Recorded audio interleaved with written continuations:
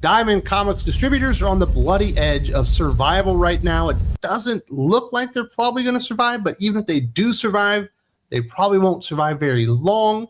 But they are not alone. There was another company that's been struggling even longer, at least financially, than Diamond Comics, and that's been IDW Media, publishing, all that kind of stuff. They have not been doing very well. They've been having loss after loss after loss, seemingly for like 5-6 years at this point. They almost never actually turn a profit. And things just got far worse because of Diamond Comics. It might actually speed up the final death blow for IDW because they have put IDW in a terrible financial situation when it comes to Penguin Random House. We know this because IDW put out their Q4 financial statements, and it doesn't look good. IDW Media Holdings reported a loss for its fiscal Q4 and year ended October 31st and revealed that Penguin Random House, which distributes IDW Publishing titles to both the direct market and book channel, has told IDW to prepare for losses if Penguin Random House's receivable from Diamond Comics distributors is completely or partially uncollectible. And we know that the bill outstanding to Penguin Random House from Diamond is quite substantial. In fact, I believe it's like $9 million. And IDW clearly doesn't make up all of that. I imagine a bigger portion is probably Marvel, but IDW makes up a decent enough portion, apparently, that Penguin Random House isn't going to take the loss on this one. They're actually going to pay it forward to the companies that they're working with because technically Penguin Random House, I guess, already paid for the comic books. And this looks like it's going to be very, very negative for the bottom line of a company that's been struggling for so long. More details. IDW explained that receivable situation. Penguin Random House is a creditor of Diamond, including related to IDW products distributed by Penguin Random House through Diamond. Penguin Random House paid IDW for IDW products ordered by Diamond, and as a result of Diamond's bankruptcy, Penguin Random House may not be able to collect all or any of the corresponding amounts owed to Penguin Random House by Diamond. Penguin Random House has informally indicated at IDW that their understanding of the relevant terms of the contract between IDW and Penguin Random House provides that the significant majority of such uncollected amounts will be debited by Penguin Random House from future payments from Penguin Random House to IDW. Basically, like, you don't have to pay us back, but we will not pay you our full share for what we're going. We're just going to take it out in chunks, and you'll be making less money. And whatever was unpaid from Diamond to Penguin Random House that actually had to deal with IDW, Penguin Random House will be taking out of IDW. And I imagine this is going to affect the other publishers working with Penguin Random House that were also wholesaling through Diamond, which I believe was all the publishers there.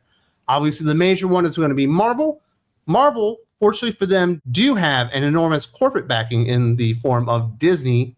So at least they're under Disney umbrella, and likely they won't go out of business, although I imagine Disney's going to be pissed off about that. And that could actually work out pretty decent for IDW, because if there's a company out there that could take Penguin Random House to task and maybe challenge them in court for some of the language in the contract and say, you know what, we're going to squirm our way out of this and you're going to take the loss. It could be Disney if they decided to do that. IDW, even though they do have cash on hand, but a lot of debt still owed out there to people, likely that is not an option for them. And for a comic book publishing company that's really limping along, that paid out the wazoo, supposedly a vast overpay for the TMNT franchise, ended up losing the Hasbro license, which has been very, very fruitful for Skybound and Image Comics. They're kind of leaning on TMNT and Star Trek right now, and a little bit of Sonic, I guess. Well, I guess a lot of it is Sonic and Godzilla. Not a lot of hot comic books out there. They are in terrible shape, and this is probably the worst time you could possibly imagine for something like this to come due for them. Now, IDW has mismanaged their situation a lot over the last 5 or 6 years. They have been able to clean up the books to a degree. They tried to go public. That didn't really work out. They had to pull themselves off the public market because that situation was not going very well. But they have been able to secure a lot of investors into IDW outside the company.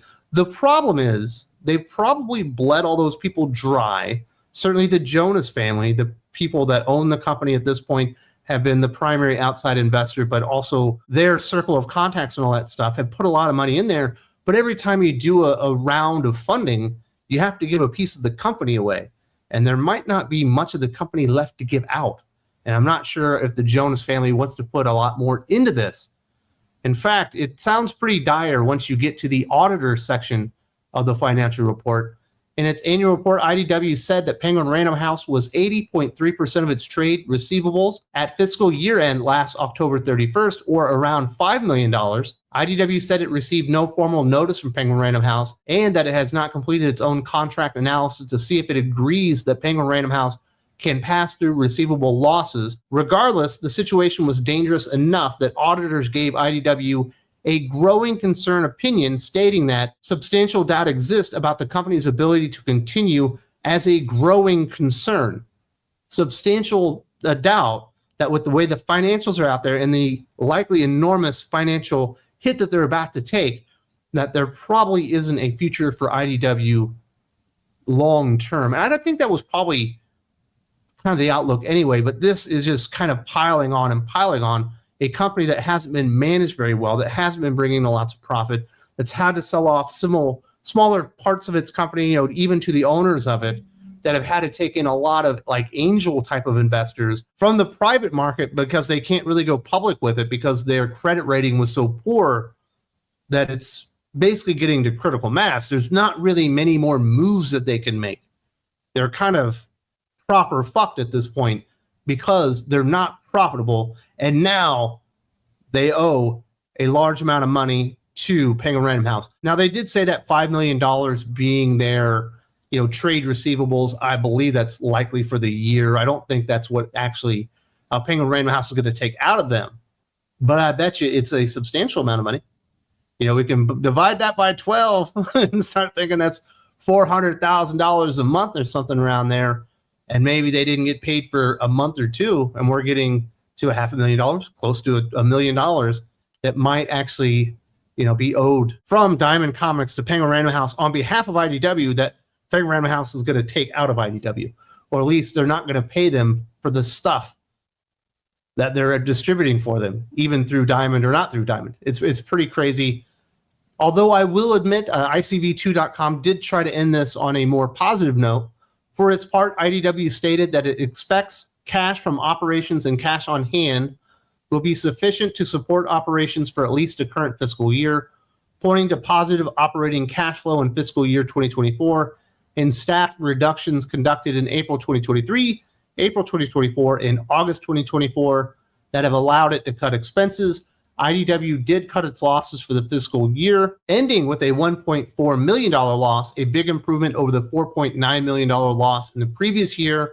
While the Diamond receivable risk is significant, IDW had $7.4 million in cash at the end of its fiscal year and has shown an ability to raise additional equity financing to fund losses in the past.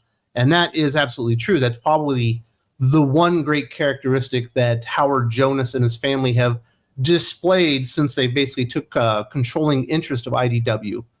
I believe he was the chairman of the board at one point, but ended up taking over the company because his family were like the primary investors in it. And eventually they ended up just taking it like, saying this is ours kind of thing. And now they own it, but they are able to raise cash. But his son, Davide Jonas, recently, I think in the middle of last year, was saying, a lot of the people that have invested money in that we've offered opportunities to invest more money in IDW said, no, thank you. I think we've gone in deep enough on this. If it's going to happen, it should have happened already. And I don't believe some of those investors are available or wanting to pump more money into this failing company. And they've been failing for a very long time. They wanted to be a big media empire. They thought, we'll just go streaming. We'll treat ourselves like Miller World. Everybody wanted to be Miller World. Or we can be like Marvel, but smaller. But they didn't really own anything. All their major comic books that they were selling were all licensed product. They just didn't have that library of interesting material written by good creators. They've always gone after the most cheap creators possible, and therefore you have cheap product and cheap ideas that really didn't work for the most part. Lock and Key did work on Netflix, but that's really the only one, and they basically financed out of their own pockets, out the ass, and almost bankrupt the company, and essentially kind of did bankrupt the company because they couldn't borrow money in the public sector anymore. No bank would lend them money because their credit rating was so bad. So they had to borrow money to pay back the money that they owed the bank so they could improve their credit rating.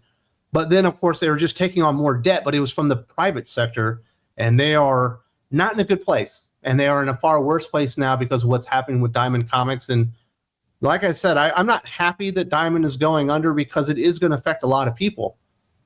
But I am happy that Diamond, a company that was horribly managed, that was an enormous risk to the entire comic book industry, is finally kind of going out of business. But unfortunately, they are going to take some other people with them. And it looks like they'll probably take IDW a year or two earlier than they normally would have gone out of business. But they've been kind of death spiraling down to this for quite some time. Interesting stuff going on right there. If you like the news and analysis and reviews that we're providing here on Think Critical YouTube and you would like to be part of the family, support the team, the best place to do that is Think Critical Patreon. There's a link in the video description. You go there, you find an awesome tier, you get some really cool podcasts, you get awesome discussions like this with our good friends like Doc, Aaron Sparrow, Jim from Weird Science, 32 Flavors and Nick Weiser, and others, and you become part of the family. Hope to see you there real soon.